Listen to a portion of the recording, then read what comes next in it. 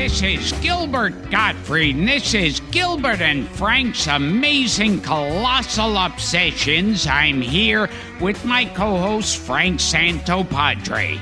You know, before we start, Gil, I just wanted to extend our thanks to a fan of ours who sent us some swag, and some for me and some for you. Did you see this, by the way? Spine Tingler, the William Castle story? Oh, yes. Well, really good. The Tingler, is one of my favorites. It contains special premiere footage of the Tingler. Oh. The Tingler premiere. These were made, and there's an Al Lewis documentary here called Al Lewis in the Flesh and Spine Tingler, the William Castle story. These were sent by our friend Jeffrey Schwartz, who's a fan of the podcast, and I just wanted to give him a shout-out because he sent us some good free stuff. Yo, let's give him a shout-out.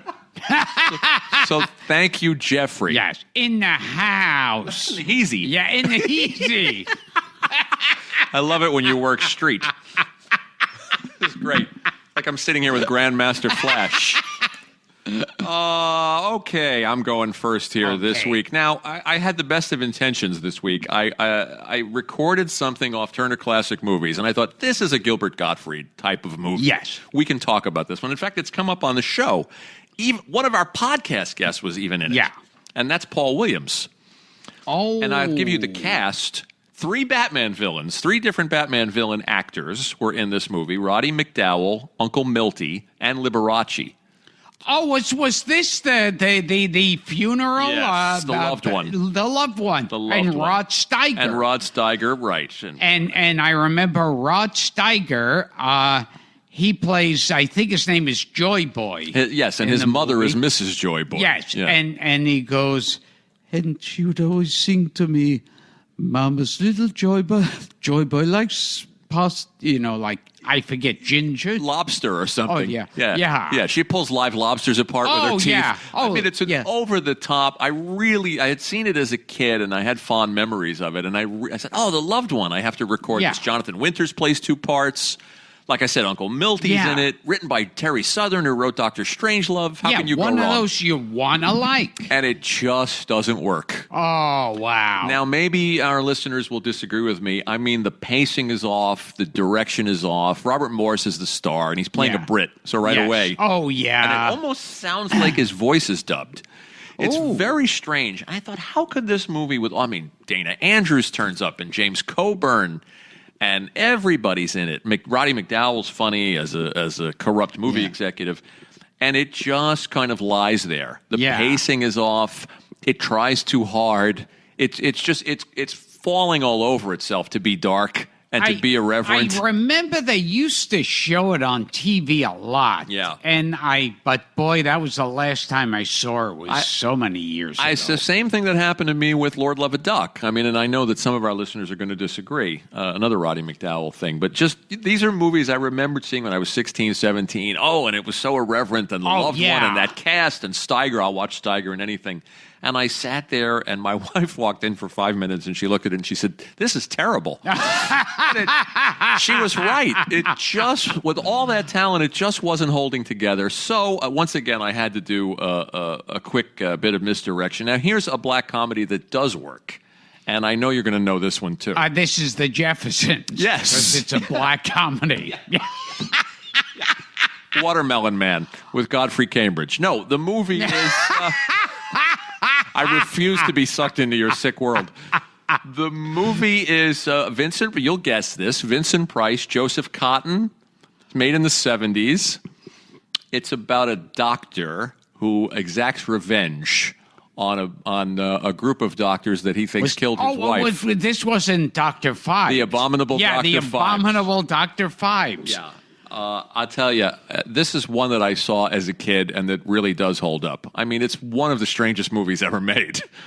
And it's one of those movies that's scary, but with a sense of humor. A complete sense of humor. Yeah. I mean, it's madcap. It's camp, but it's so sick. Yeah. And it's so dark. And you could see Vincent Price is having a fun time. I was doing research on it, and according to the research, Price would laugh so much that his makeup would fall off, and they had to keep redoing it because it's so silly, but brilliant in its own way.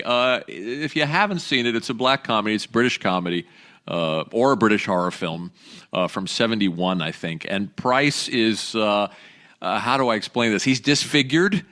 Oh, yeah. And his wife is injured and dies on the, I guess, in a car accident. Yeah. And dies on the operating table. And he holds the medical team, led by Joseph Cotton, responsible. And he sets out to do away with each one of them using the 10 plagues of Egypt. As his theme.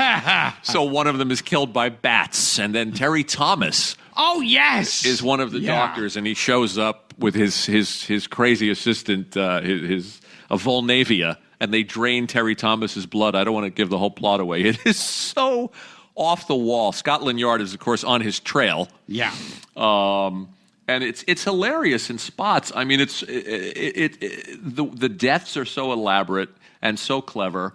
It's a Samuel Arkoff picture, American International. Oh, yeah. I met him once. You met Samuel Z. Arkoff? Yes. I remember I was doing a TV show or movie or something, and there was going to be a break that we'd had to wait around for. And out of nowhere, like the producer or director of the thing says to me, "Do you want anything? You want us to get you a book?" And I said that there was this new Samuel Arkoff book out. And they said, not only can we get you the book, but we can drive you to his office and he'll autograph it. I love this. Did you tell this on the show? I don't think you did. No. That's great. We went to a bookstore. They got me the book. They drove me to Samuel Arkoff's office. I love it.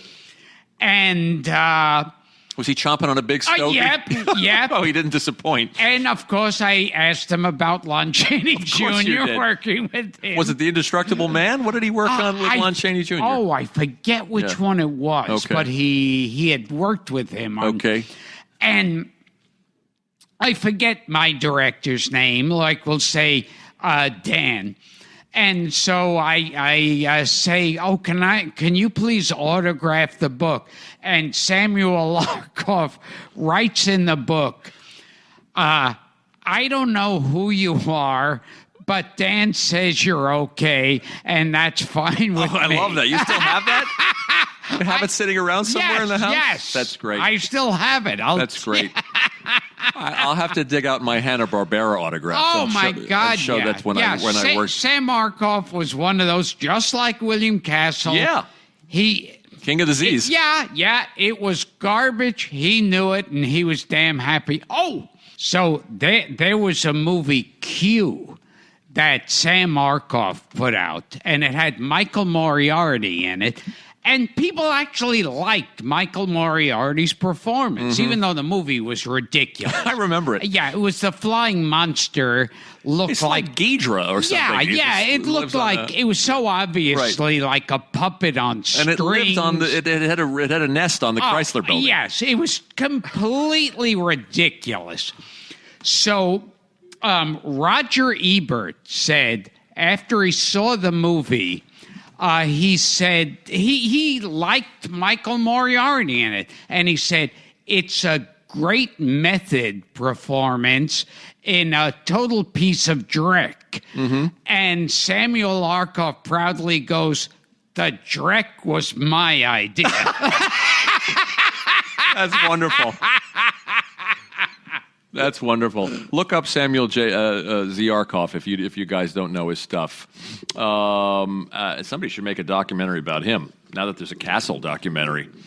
But see The Abominable Dr. Phibes. It's absolutely fascinating. It was directed by a guy, I'm not going to pronounce his name correctly, Robert Fuest, or Robert Fuest, Rfuest, who was an interesting guy who directed a lot of episodes of The Avengers. You remember The Avengers? Oh, yes. Patrick Macnee. And he also worked with Peter Cook and Dudley Moore. So he came from comedy. Oh, yeah. And he had a great sense of humor. Like I said, the film's a horror film. It's a comedy.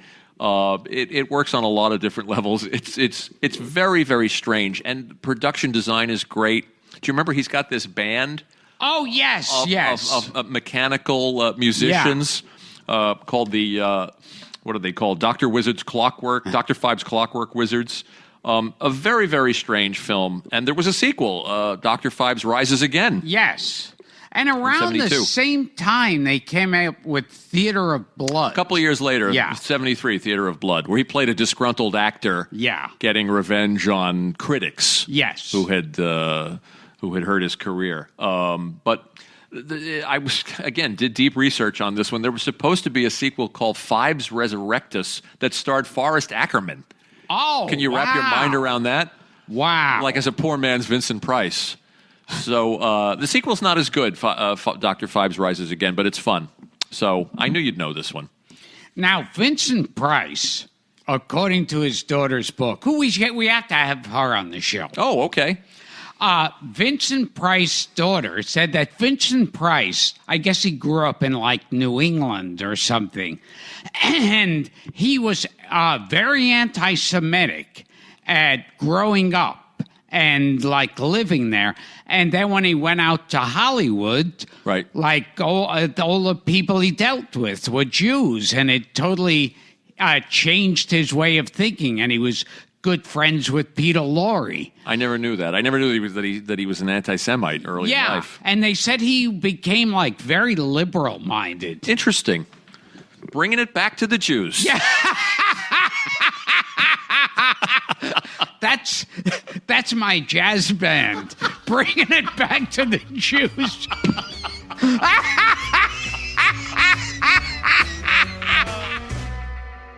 Did I ever say my movie? No, you might want to get to that at Okay. some point. in the Okay. show. This, I'm going to be totally out of the ordinary here. Oh. In that it's not an old film. Like, it doesn't go back to the 70s or even 80s. Wow. This one's in the 90s. I think 95. Scandal. It came out. And it was just on TV recently. And it reminded me how the movie always held my interest. And that was the movie Smoke. Oh, gosh. I've never seen that. Yeah, William Hurt, Forrest Whitaker. Is Harvey Keitel in it? Harvey Keitel. Yeah. And you know what nationality Harvey Uh-huh. Keitel? Forrest Whitaker, by the way, Ashkenazi. Little known fact. You know who's Jewish? Yaphet Kotto, and that's true. No kidding. Is he Yaphet really? Kotto is actually Love Jewish. Yaphet Kotto. Midnight Run. Who doesn't? So, yeah. And, and I think Stockard Channing is in it. Okay, yeah. And it's one of these movies, a strange low-budget film, but and it's not like that much happens in it, but it takes place, most of it centers around a smoke shop. Okay. That Harvey Keitel, the Jew, is running. And William Hurt is an author whose wife had died, and he's still in mourning about that.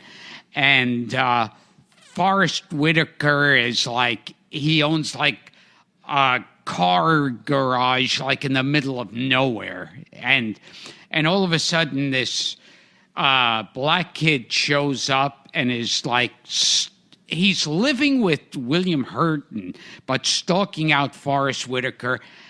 And it's one of those movies that it's not like there's so much happening, but it's just so great to see actors acting. Yeah.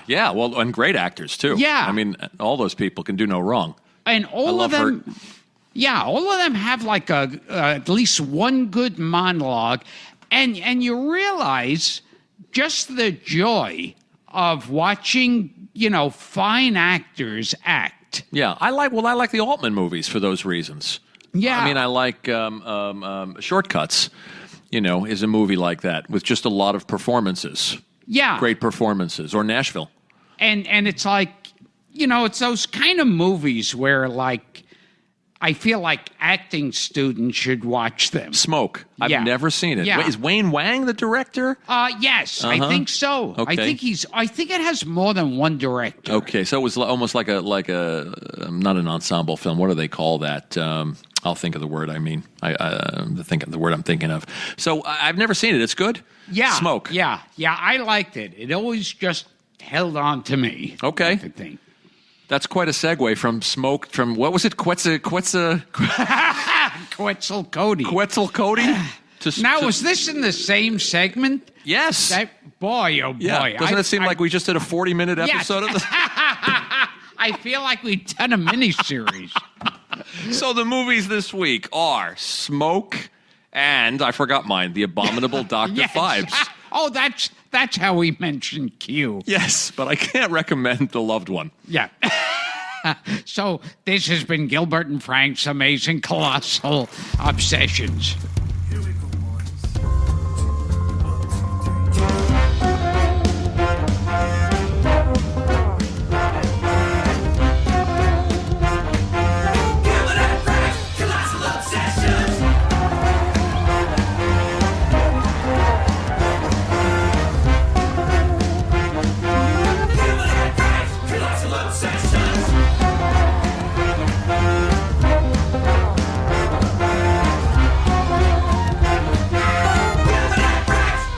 Obsessions.